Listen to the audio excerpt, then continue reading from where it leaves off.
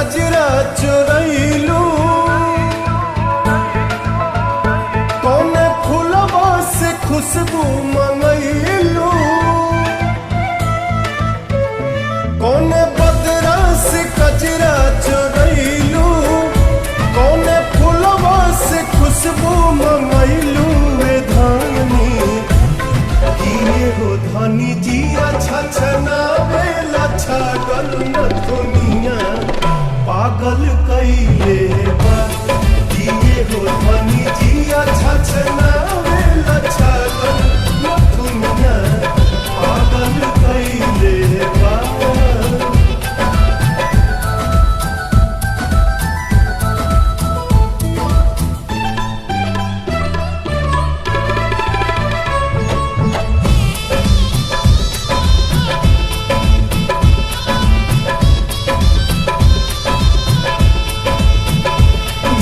दिल में बना ले बाड़ू तू घर, हर जगह अब तया बेलू तू ही नजर।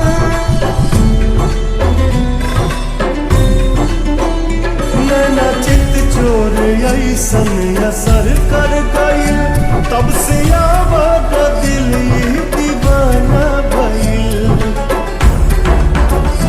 बोली लागेला जैसे सुगनिया, चाल में लागे फिर के हिरनिया।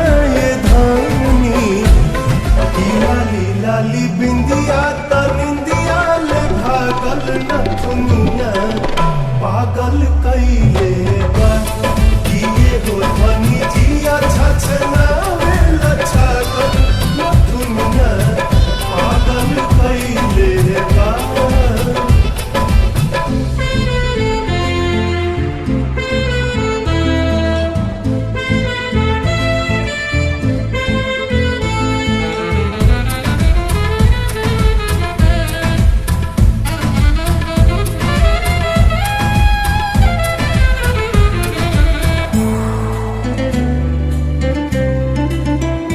करधनी जब कमर में झमक जाला हो के बेकाबू मन सनक जाला हो।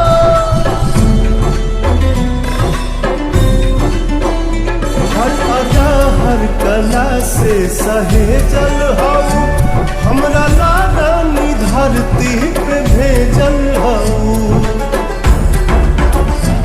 इमारत के भगवान गढ़ले, कोनो कमी कसर नहीं छोड़ले।